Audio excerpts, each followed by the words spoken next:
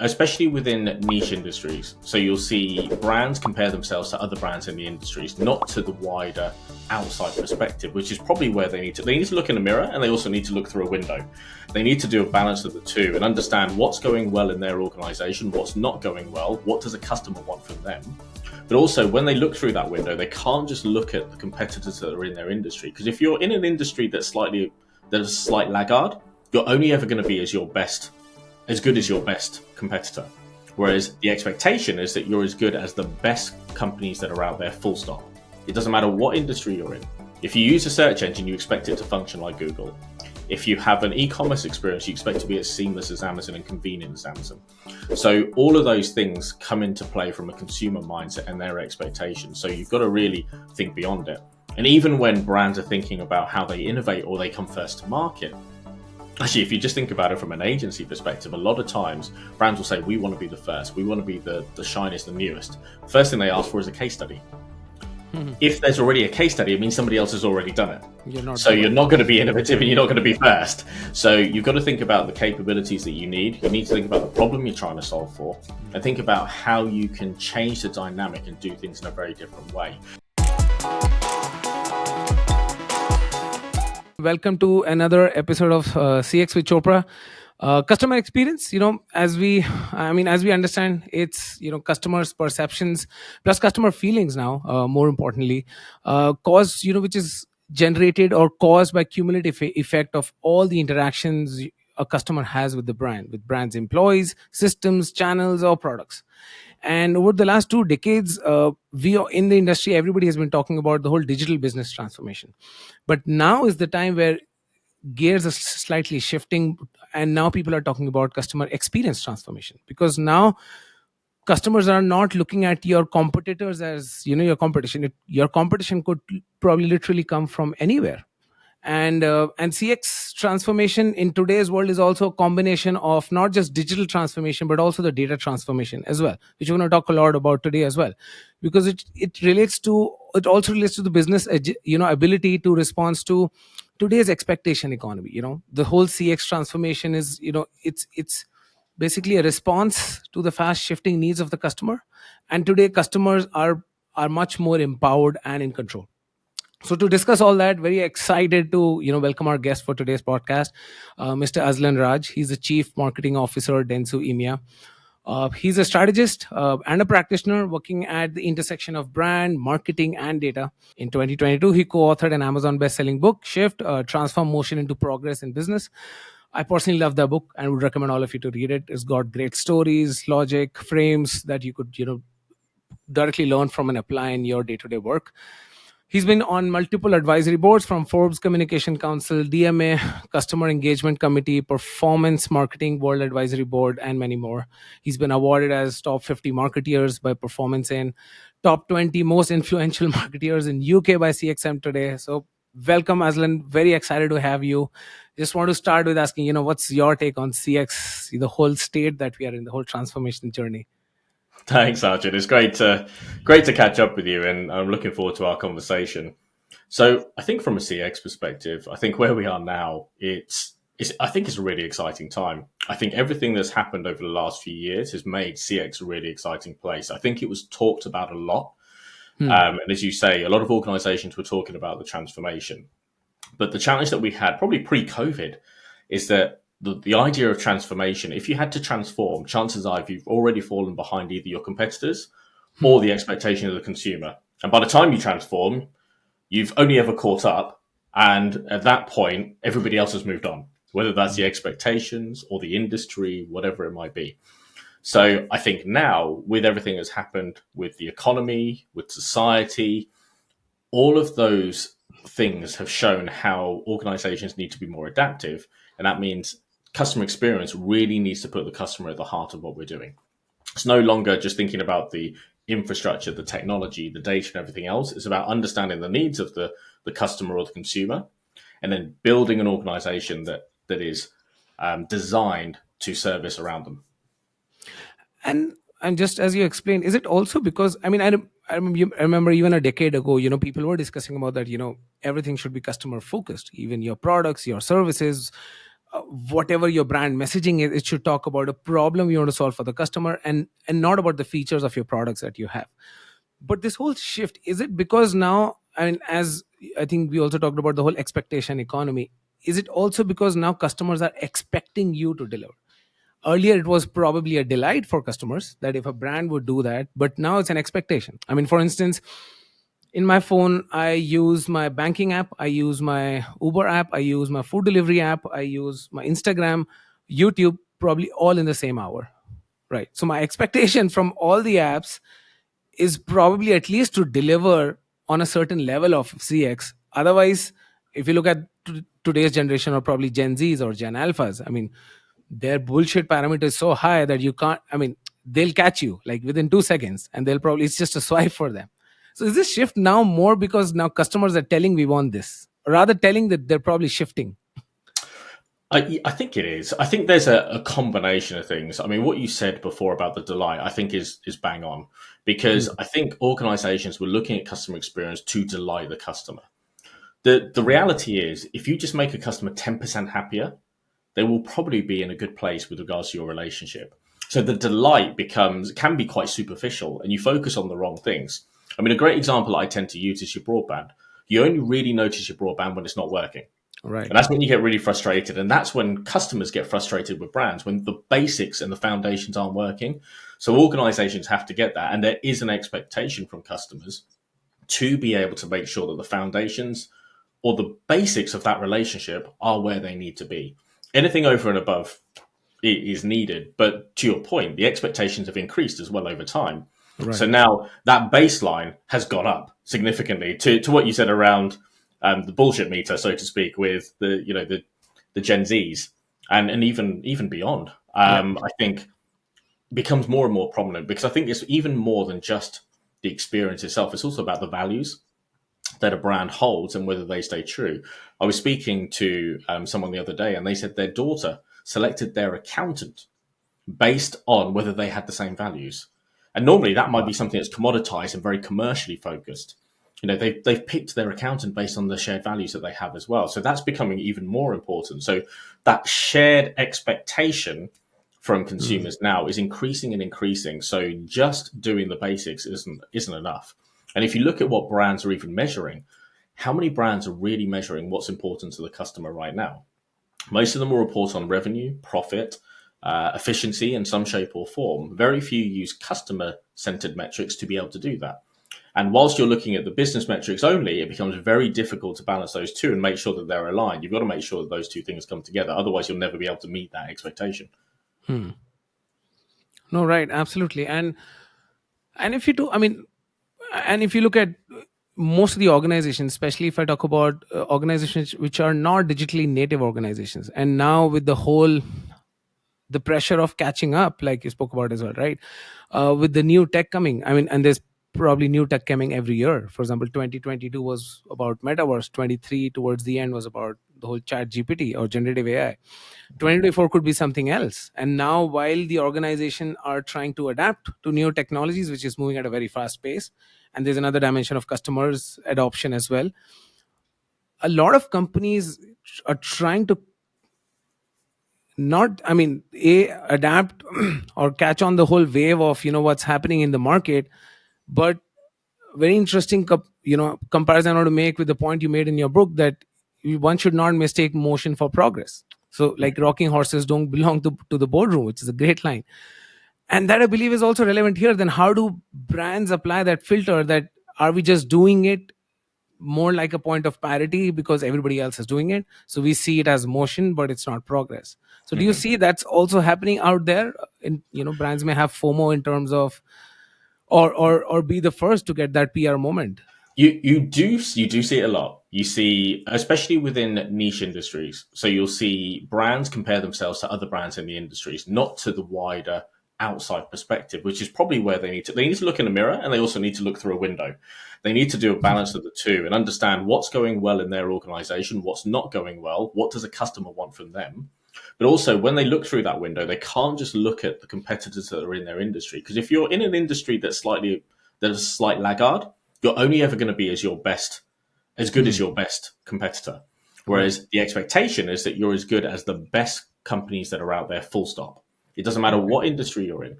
If you use a search engine, you expect it to function like Google. If you have an e-commerce experience, you expect to be as seamless as Amazon and convenient as Amazon. So all of those things come into play from a consumer mindset and their expectations. So you've got to really think beyond it. And even when brands are thinking about how they innovate or they come first to market, actually, if you just think about it from an agency perspective, a lot of times brands will say, we want to be the first. We want to be the shiniest, the newest. First thing they ask for is a case study. If there's already a case study, it means somebody else has already done it. You're not So the you're first not going to person. be innovative and you're Yeah. not going to be first. So you've got to think about the capabilities that you need. You need to think about the problem you're trying to solve for and think about how you can change the dynamic and do things in a very different way, especially to your point around legacy organizations. There's an example for a UK company called Argos, which I like to use. They are a heritage organization or company, retail company in the UK. And the way they made their business in the 80s and the 90s, especially, was they had a catalog that they had in their store. People would browse through that catalog. That browsing was very particular. They could take it home as well. And everybody had a very different way to browse that catalog. Some people would flick through the book. Some people would go page by page. It was a very personal thing. And it was associated with Argos. As soon as e-commerce came around, Argos needed to think about how they translated that business model to digital. It's not an easy thing to take that catalog and translate it into something that's digital. And they did a great job. They're still one of the largest retailers from a UK perspective, despite having to make that transition. So the legacy is possible, but it's not about thinking just what technologies are coming around. It's understanding how you can engage with that consumer, then leveraging that technology in the right way to be able to do it. And the same with the data that needs to be used to be able to deliver that experience. But another interesting point is that, which you also mentioned in your book, is that oftentimes, people or companies forget to start with the end in mind. Because if they have that end in mind, they can work backwards toward how it'll enable of what they're aiming for. Like the Disney example you wrote about, that they probably didn't start by deciding to put bans on wrists of everyone who visited their theme parks. Probably they realized that, if they had data about where everybody was moving around, what they are purchasing, how they flow in the park, they'll probably improve on certain elements in the whole customer experience. And it was only when they understood how this could improve the customer experience is when they went out to implement the whole tech behind that. And that says that experience has to come first. But now if somebody look and now looking at the fast changing pace of the tech which is coming out, the art of the possible, the comparison is not just your industry, it's beyond that in terms of CX have to deliver. So, and brand has to be authentic, but how do they then become creative in terms of imagining the end in mind? Because oftentimes it could be, okay, let's start with something, we'll build something which may not be efficient, like the example that you shared in that book. So, I mean, it's a tricky spot to be in for companies. It is, because it can be quite risky as well, isn't it? When you're taking a Yeah. real leap into something that's very new, because you might transform your whole business model around this experience, and it's a gamble. The whole C-suite and the board has to buy into that approach, Hmm. and have to be fully committed and agree to be fully committed, even whether they disagree, because there will be points that they disagree on within that as well. But they have to agree to disagree and move on and commit to move on. And that's a really important attribute from any strong board that sticks together through that process.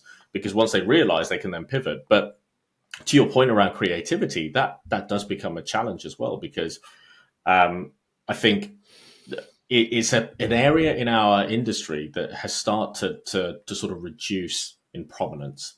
If you think back sort of 20, 30 years ago, there was a real focus on brand. Hmm. Brand and creativity was a strong part. Over the last 10 years, maybe even 15, that pendulum has swung towards the data and the performance and being able to ratify what we are doing right now in the moment to hit commercial needs.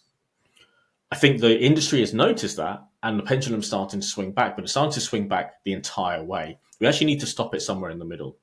We need to balance that creativity and the thinking, but also leverage and harness the data that we have available to come up with these new ideas and come up with new ideas. So use them as a springboard or a trigger for the creative minds that we've got to be able to think of new things. Because we don't want to think about it as locking them down. We want to be able to enhance the things they're doing, but also mitigate the risk of some of these challenges. Because as we said, it's a big decision to make some of these decisions to move forward. So if we can start to mitigate some of that risk with the data, combining it with that creative thinking, we can start to attack that white space. And the white space becomes incredibly important because that's how you can transform your business and do things very differently. And that includes things like maybe joint ventures with other organizations. So, as an example, within Dentsu, within our team in Japan, we launched a clothing line called Camouflage. And the idea around it is that there's a pattern that's on your clothing, and it will obscure your identity for data protection purposes from cameras. The camera will still see you for security reasons, but it wouldn't be able to identify that it's me as that's in the shot. So that way you've got the privacy that sits behind it. And we partnered with a company called Unlabeled to launch that new product. And it starts to think very differently about some of the challenges that we're seeing for consumers and society, and then launching something that's very different in the marketplace as well. It's interesting, very interesting, because that's coming to my next question as well, where we're looking at how things have evolved post-pandemic, where we are merging the whole digital versus the physical experience now. I think the example that you're giving is probably fits directly into that space. That how do you, I mean, first, yes, be creative in imagining the end in mind, but also how we are looking at merging the whole physical and digital, which now customers are expecting. Yeah. I think that the key thing for brands right now, especially as you start to coming out of the pandemic and also thinking about that blend, as you say, between physical and digital, is where are the opportunities for uncommon growth? Because we are in a saturated industry, full stop. So where can we start to, again, look at that white space that we can start to innovate, to really sort of drive impact, and making sure that we are innovating with purpose, which I think is the key point there. So it's identifying whether physical would be actually really relevant. So where I gave the example of Argos, should they be going back into the retail store with their catalog, for example? I mean, if you put sustainability aside for a second, but the principle of it is that, do you want to encourage more of that behavior because it drives a better engagement between your staff and your customers, or between customers and other customers? What are the things that we need to think about? Or should something be more digital because there's more convenience that sits around it? I think FS is a great example, that balance between branches and your online banking that you mentioned earlier. What is the right sort of balance between those two and bringing them together? So you've got to think really purposefully about the activities and the engagements that you're going to have with those customers. And then what is the best experience that you can possibly give them based on the challenges that they see right now? I think that's one of the key things. And that's why I think Uber was so successful. They solved a problem that people didn't realize that they had. You know, when you're in a restaurant or wherever you might be on a night out and you need a taxi, the only way you could get one is to phone one up, right? Tell them your address. You had to work out with the manager where your address was because you never knew. Right. And so you'd work out what that address was. They'd come and get you. And then if they haven't come in 10 minutes, you'd have to ring them up again and ask where the taxi is. Uber solved that problem because they could pick you up from anywhere. You could see exactly where the taxi is. You knew exactly how much you were going to pay. All of those things sort of came together and solved those consumer issues. Yeah. And interesting, because you pointed out that, so one is, purpose is very important for any business use case that one has to think of, because something which is working for one industry may not be applicable for your brand, for that matter. For example, if I talk about retail now, everybody is looking after single click checkout, or just within few clicks somebody able to go and purchase a product. But if I am buying a Gucci leather jacket worth, let's say, $5,000, I would want to spend half an hour. I don't want to buy in 3 clicks. So it depends. Everybody is going after the whole white space, clean experience, like the Google way of doing things. But one has to look at the purpose as well and be authentic to the brand and see what works and what doesn't work. And one should probably not just jump on that if it's a trend or pattern and then, yeah. Absolutely. And white space doesn't necessarily mean that you have to follow whatever. Actually, that's probably the opposite of white space. Is everyone's doing single click. That's not the white space because everybody's doing single click. It's also thinking about, to your point around luxury, are there different ways that you can start to engage? And if the purpose is research and really engaging with the brand and building that brand advocacy, what's the experience to get people to fall in love with a luxury brand? And what will they do? What are the triggers that will make them fall in love? And what are the research points that they might want to take through that? You might purposely put friction into the experience to give them that opportunity to slow down and think about it so they can commit to the purchase. So there are different ways that I think we can start to manage it. I remember when we were buying a sofa years ago, is when we first moved into our house. My wife and I were looking for a new sofa, and I thought I'd better do some research here, because if we go just into the store, my wife will probably pick the diamond encrusted sofa in the corner that will cost millions. So I think I'll do my research and I can maybe help navigate this a little bit. And So I did sound the intelligent research. in the store. Yeah. Yeah. So I did the research online, and I went to a particular furniture store, and I kept looking at one sofa. I just kept looking over and over again. And there were things that I wanted to understand. I wanted to understand the dimensions, because we had a slightly awkward shaped room. I wanted to understand the comfort, the material, the reviews, everything. And I would keep going back. And one of the things that I noticed through that process is they didn't actually make that experience any easier for me. I had to go through the same experience every single time I looked for that sofa. There are Hmm. ways that they could have made that part easier to make it frictionless, and then put more friction in certain places so that I could find the research and the information. They could put more information up, as an example, of the things that I might need, because they've seen me go back. They make, he wants more information around this. Let's give him a little bit more Yeah. around the dimensions or the fabric or the sustainability of that sofa, whatever it might be. I think there are different ways that we start to use those levers, and we can start to use those levers in better ways. So yeah, so one should probably spend more time or less time on finding the relevant product. Where should be less friction? Probably more Yeah. time on when they find the relevant set, the chosen set of Yes. products. Yeah, makes sense. And if you look at the whole customer, and again, I'm going back to the whole, the post-pandemic era where probably the whole digitization happened on steroids, is the whole customer paths to purchase. Right from need generation to information search, purchase, post-purchase. The typical journey. A lot of things have changed, right? A lot of things have evolved in terms of even information search or evaluation. Now everybody's online. There's so many different aggregators which are out there, tools which are out there people would want. People are now open to adopt and understand and find information. Even social media or TikTok or Instagram may be becoming big tools on the whole need generation part, on the top of the funnel, generating that. But now that we are in 2024, do you see some of the things going back in the whole things shifts which have happened? And if it's for good, or if it's something should probably go back, like the human touch, the human element, like somebody who's standing there, who understand probably your values and brand values, and answer, give you the relevant information, or the relevant tone of the conversation. For example, if I'm looking frustrated at a store, if somebody, I mean, I read about that, Traders Joe in US, for example, the employees are empowered, to spend, I think, some $5 or some amount on customers if they feel, that will help them improve the Yeah. experience. If somebody's seeming frustrated, they could go and give a bouquet of flowers. I'm just saying that human element, I personally feel, should still be there. But then, is it non-elastic that no, in certain cases we are not going back? How it was pre-pandemic. So actually, I'm hearing that statement quite a bit, and I've heard the phrase "we need to go back to this point in time" of where Okay. a business was successful or a brand was successful. I actually partly agree with that, but only partly agree with it. So I agree that we need some of the principles of what we had in the past. So to your point, that human touch, I think we definitely need to get back.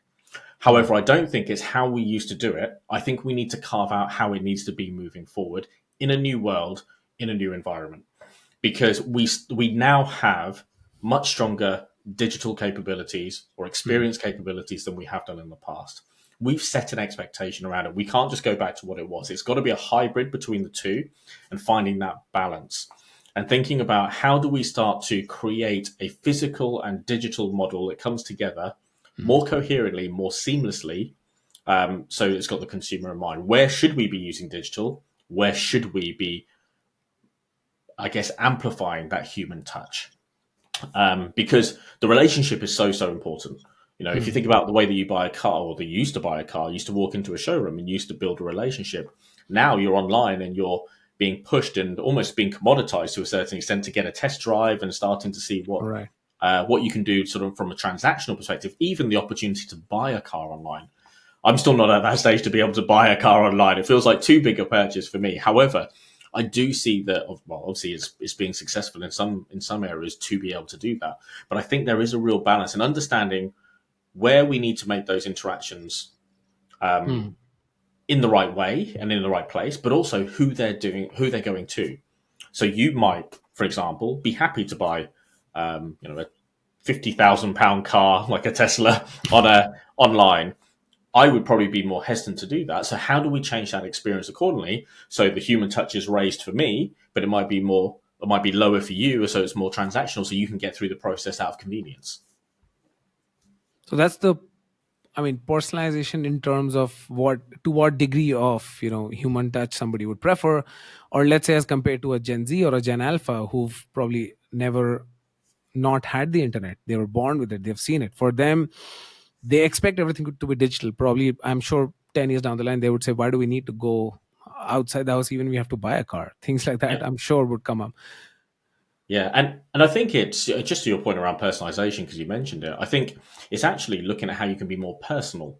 Personalization I see as an enabler to be more personal, and it's what Hmm. does personal mean to you as the consumer, and us being able to ramp up the personalization accordingly. Mhm. Because personalization can be quite transactional because you're using data and you're making a recommendation or driving an experience. Where do you need to actually pull back on some of that personalization to increase that human touch that you mentioned before as well? So I think there's a real balance between personal and personalization, and personalization for me is more of an enabler to be more personal. All right. Yeah. Interesting. But, and when we talk about the whole CX transformation, Mhm. and now CX transformation, if you look at, there's so many pieces which have to come together. I mean, for example, for a customer, it's one experience that the customer has with a brand or the product, let's say, that they have bought. But behind the scenes, there are different silos. I mean, there's marketing, there's finance, there's sales, operations, logistics. Everybody is working in their own silos, working towards their local maxima. So who's actually the true custodian of CX in an organization? I mean, or do brands need a CX coach in today's world? Or who owns CX? It's a I tricky don't think the question. question's been answered, to be honest. I think in some Hmm. organizations it might be, the chief customer officer, and some organizations it might be the chief marketing officer. Hmm. It might even be the CEO in some cases as well. I don't think we've crystallized that. I think we do need somebody that's accountable for it. Hmm. However, it's I don't think it's about centralizing CX in one place. I think we went through that process as an industry and we struggled with it. You've seen chief experience officers go in and out, as an example, within brands, I mean specifically. So how do you make your organization more seamless and more fluid between those silos and breaking those silos down, which I think is key. And I think the first one is just understanding what you're measuring. So making sure that you haven't got siloed metrics across the board, which will help.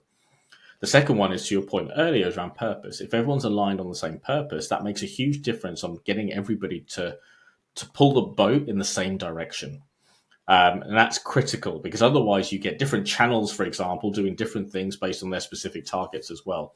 So the purpose and the metrics, I think, are absolutely key to make that happen. And then who's accountable, I think, is just the person that actually sees that end report. And it might be multiple leaders that do that. The accountability could sit in multiple places as well. But talking about metric now, but every business function would probably have their own metric.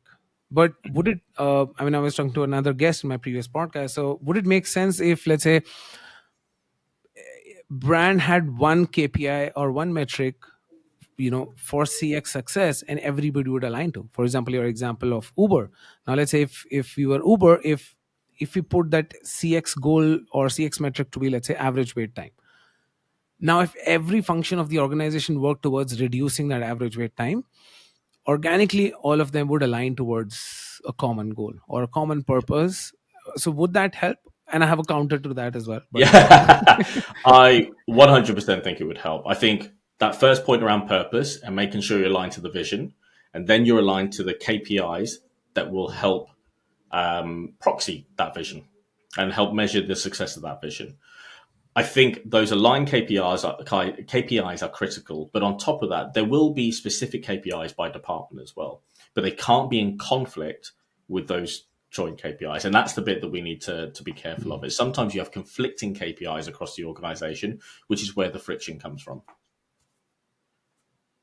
and you also spoke you written about the whole KPI tree, which I found very fascinating and would love to talk about that. because Yep. that I believe would help in terms of having that purpose on top, and then each function then working, in that whole tree branch in terms of aligning to that purpose. So the idea around the KPI tree is to make a mathematical almost process in the way that your KPIs work as an organization. So to what we just said just now is having your KPIs, if you've got those joint KPIs, that's great. And as you start to cascade down, you can start to think about what are the things that are important. So if you think at the very top, if we just simplify it down, an organization is really looking for three things. It's looking at growth, so probably revenue. It's looking at profit, so probably margin. And then the third one is normally, are they future ready? Are they ready for what's next as well? Not all brands do that. They do it at different levels or different scales. If you take something like profit, for example, the way that you're going to get to profit is you can increase your number of customers. And I'm saying this anecdotally, you can increase the Yeah. number of customers or you can increase the price of your products. And that's going to Right. start to help with that, everything around cost of sale and everything that sits around it. Then what happens underneath your new customers that you need to acquire? You can look at your new customers or prospects, or you can look at your existing customers. And what it does, it starts to break down in a very scientific way what are the levers that you can pull in the organization to do that. So that means there will normally be some sort of overlap in a positive way to make sure that people are aligned to those KPIs. And then if you go down deep enough, you can break it down to individual capabilities as well and start to think about how that can be measured. So it could be something as simple as your SEO, for example. All right. What are the things that are important within your SEO to be able to deliver right up to the top of the tree? Interesting. And in the beginning, I said they have another perspective as well, is that, which is the Goodhart's law, that when a measure becomes a target, it ceases to become a good measure. And it's an interesting perspective because, it's like, if let's say NPS is my metric for CX, I can game the whole system. Like, Mhm. the example for NHS, I think sometime back, that their metric was the average wait time for beds. Now they Mhm. started putting up beds in the lobby and just keeping patients in the lobby and the beds, but that did not solve the purpose or improve the whole experience. So how do we define the whole metric for CX then? Something Yeah. which is still ambiguous in terms of how do we go about structuring it. Yeah, there's a balance, isn't there? I think Yeah. you have the metrics to understand the performance of the organization. Some of them Mm. might be softer, some of them might be harder, but the crux of it will come down to your culture and your purpose. There's the Mm. whole phrase that culture eats strategy for breakfast, and what we put in the book is that purpose eats culture for breakfast. Because if everybody's aligned to that purpose, it will define that culture, and that culture is what hopefully will breed the right behaviors. And if you're measuring the right things, you will drive the right culture through that process as well, because you want people to enable the right behaviors through. If you don't have the right KPIs, that's where with those conflicts in, that's where you drive the wrong behaviors, the lack of collaboration, and everything else that sits behind it. So it does become important, but it's cross between that purpose and the KPIs to be able to drive that culture where everybody feels part of something that they're aiming towards. Yeah. No, interesting. And then how do we? Is there a blueprint to how brands can curate like great CX? Is there a blueprint?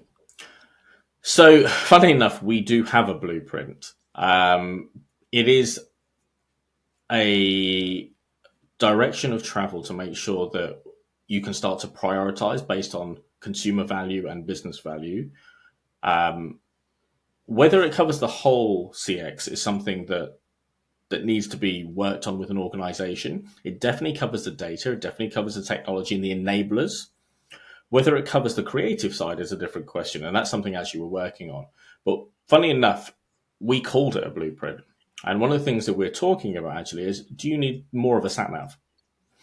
And the difference between a blueprint being a map that you have that you're going to follow through and deliver against, whereas a sat nav is taking you to a destination. However, you may need to get there in a slightly different way than you initially expected. So the ability to pivot when you need to or change direction when you need to becomes critically important, because if something like COVID hits What do you Hmm. do differently so that you can change and set up your organization so we can adapt around it? Interesting.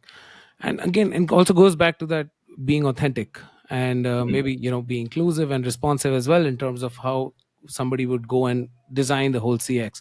And you also talked about in the book in terms of finding clarity through classification as well, how we can go about classifying what the customer needs are, and then breaking it down into, then each, I believe, like you were saying, each business function would get their purpose of what part of the whole classification of customer needs is that function going to solve. Like if it's the Mhm. SEO, so they're probably solving the need generation part. If somebody is looking for something, how do we give them that relevant and be there at the relevant keywords, or show the relevant content when somebody lands on the page, for that matter. And also you talked about moment builder as well.